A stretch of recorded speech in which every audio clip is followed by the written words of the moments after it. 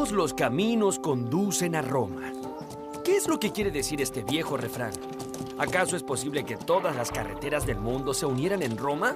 ¡Oye, corre ese cacharro, vamos! ¿Por qué no lo corres tú? Bueno, en gran medida, sí, ya que los romanos habían diseñado un entramado de rutas y caminos tan extensos como el enorme territorio que dominaron. Pero este refrán va mucho más allá cuando dice todos los caminos conducen a Roma, pues no está haciendo alusión solamente a este tipo de caminos donde transitan carros y caballos, sino también al nacimiento de muchas ideas fundamentales de la civilización occidental. Fue tan fuerte la marca que dejó este imperio en nuestra civilización que absolutamente todo lo que se dijo, todo lo que se hizo y todo lo que se pensó en los siglos posteriores tiene alguna relación con este pueblo que dominó gran parte de Europa y prácticamente todo el mundo conocido de aquella época. Rómulo y Remo.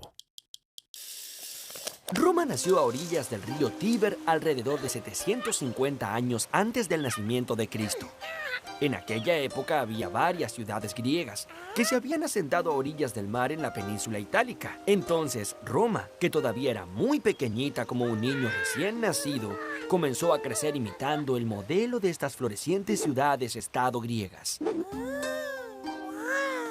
Tal fue la influencia que ejercieron las ciudades griegas sobre ellos que los romanos aseguraban ser descendientes de héroes de la guerra de Troya.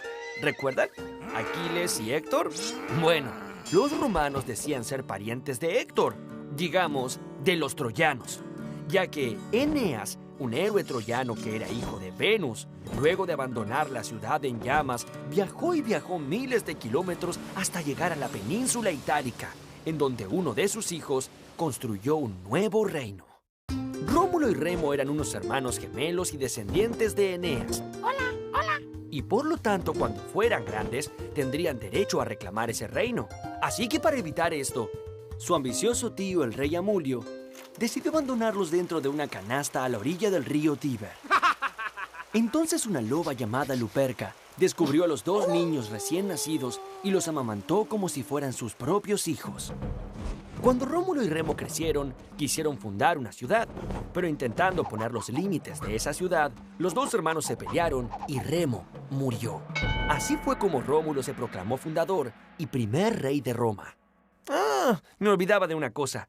Rómulo y Remo eran hijos de Marte, el mismísimo dios de la guerra. Así que en sus venas corría sangre divina, poderosa y muy combativa. Pero a la vez, no olvidemos que su tatarabuelo, Eneas, había sido hijo de Venus, la diosa del amor y de la belleza. Digamos que los romanos fuimos fruto de una mezcla explosiva, la guerra y el amor. La República. En sus comienzos, Roma fue gobernada por reyes. Cuando un rey moría, los ciudadanos ilustres se juntaban para elegir al sucesor. Es decir que en Roma, el poder siempre estuvo en manos de los ciudadanos ilustres y estos se llamaban a sí mismos los patricios. Los patricios eran ciudadanos que pertenecían a las familias más antiguas de la ciudad. Un grupo de patricios, generalmente los más sabios y experimentados, formaban un consejo que limitaba el poder supremo del rey. Este consejo era el Senado. El Senado romano fue tomando poder y prestigio hasta que en el 510 a.C. abolieron la monarquía, o sea, echaron al rey. ¡Vete a tu casa y ya no vuelvas! Y se hicieron cargo de la conducción de su ciudad. Este fue el inicio de la República. La República duró casi 500 años y el Senado por lo general tenía el apoyo del pueblo, aunque cada cierto tiempo los sectores más pobres llamados los plebeyos, que querían mejores condiciones y más comida, se organizaban para conseguir mayores derechos. Para contener el descontento del pueblo, los miembros del Senado idearon una estrategia: obtener más riquezas conquistando otros pueblos. Así fue como con el pasar de los años, los romanos formaron un sólido ejército para expandir el territorio. Primero, a lo largo de la península itálica. Luego conquistaron Grecia, Galia y finalmente la poderosa ciudad de Cartago, que les pasó el control sobre todo el mar Mediterráneo. A medida que la extensión y la riqueza de Roma crecía, esta se volvía cada vez más difícil de gobernar. ¡Mamma mía! Hasta que llegó un general muy exitoso que se destacó entre todos. No. Fotos no. Fotos y autógrafos luego. Este general había ganado muchísimas batallas y un día decidió tomar el control absoluto de Roma para poner orden ante tanto barullo. Este general se llamaba Julio César y con él Roma dio inicio a su época más gloriosa. El Imperio Romano. Julio César provenía de una familia patricia y quería mejorar las condiciones de los plebeyos. A muchos senadores no les gustó nada esta idea y organizaron una conspiración. En el año 44 a.C., Julio César fue asesinado a cuchillazos al pie de las escalinatas frente al Senado. Oigan, ¿eso dolió? Su muerte generó una conmoción popular y nuevas revueltas, hasta que finalmente Augusto, un hijo adoptivo de Julio César, se convirtió en el primer emperador romano. Augusto se encargó de terminar con un siglo de guerras civiles y dio a Roma una era de paz, bonanza y grandeza imperial. Los romanos nunca se conformaron con el territorio que tenían. Siempre querían más y más y más. Esta ambición se pudo llevar a cabo solo gracias a la formación del ejército más poderoso del mundo. Para ello, tomaron el ejemplo de Alejandro Magno, el gran conquistador de Macedonia. ¿Recuerdan? Sí, así fue. Sus soldados empleaban la famosa formación tortuga que le había dado tan buenos resultados a Alejandro. ¡Formación tortuga! ¡Hip, hip, hip!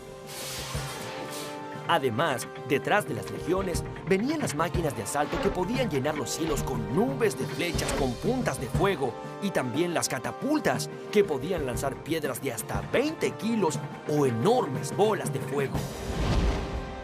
En los primeros tiempos del imperio, Roma conquistó desde el Océano Atlántico hasta el río Éufrates y desde Inglaterra hasta el desierto del Sahara.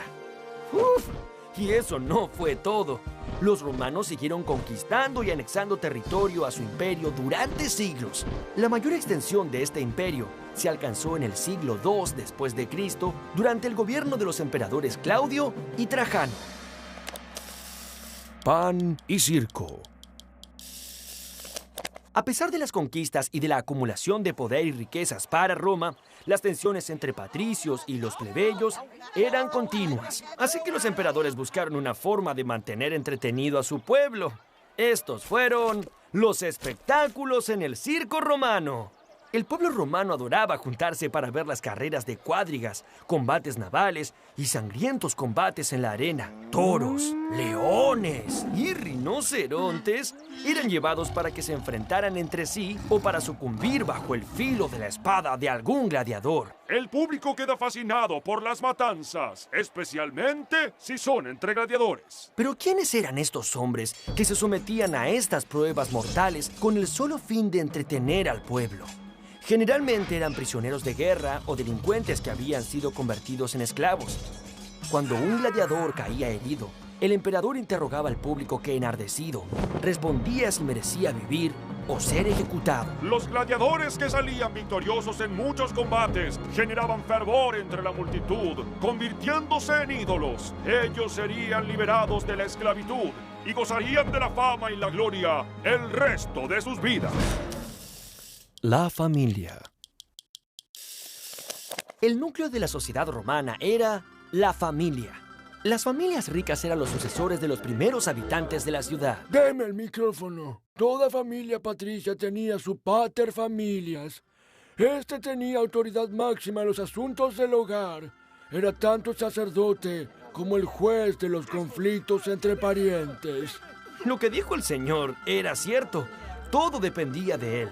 No solo los hijos y parientes, sino también todos los que vivían bajo su autoridad, incluidos los criados y los esclavos.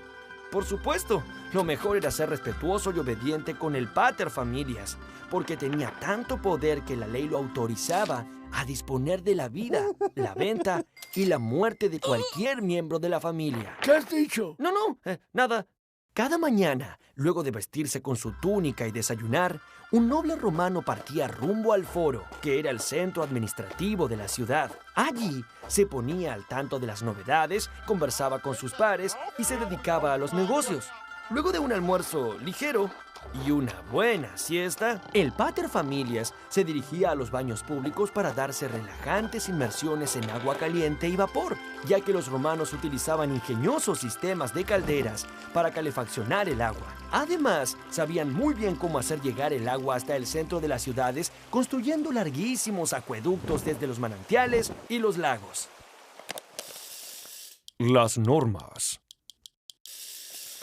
La ley era algo muy serio en Roma, porque cualquiera que las quebrantara podía perder las posesiones o la vida.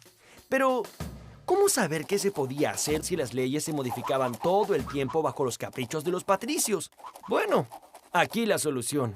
Los plebeyos exigieron que se establezca un código en el que se graben todas las leyes y sus respectivas modificaciones. Este código de normas es lo que hoy se conoce como el derecho romano. En la actualidad, todos los países del mundo toman como base al derecho romano antes de proclamar una ley. En Roma había normas para casi todos los aspectos de la vida. Normas para comprar y vender, normas para transitar o navegar, normas para casarse. Muchas. Los romanos también comprendieron que para manejar un imperio habitado por poblaciones tan diferentes era necesaria una lengua común. Así se expandió el uso del latín. Gracias al desarrollo de esta lengua, los romanos pudieron expresar muchas ideas sofisticadas. Así es, mis queridos amigos. No todos los idiomas tienen la misma posibilidad de expresar pensamientos. Había pueblos que usaban las mismas palabras para significar muchas cosas diferentes. Todos esos pueblos de lenguas primitivas eran llamados bárbaros, ya que lo único que los romanos lograban comprender era un constante bla, bla, bla, bla, bla, bla, bla, bla. Oye, no entiendo nada. Para los romanos, dominar el idioma latino era sinónimo de ser una persona civilizada. Del latín derivan un montón de idiomas que hoy conocemos, como por ejemplo el castellano, Buen día. el francés, Bonjour. el portugués, Bon dia. el rumano Buna. y, por supuesto, el italiano. Ci vediamo, caro mio. El final del imperio. ¡Bienvenidos al concurso del final de esta historia! La pregunta del millón es: ¿puede un imperio durar para siempre?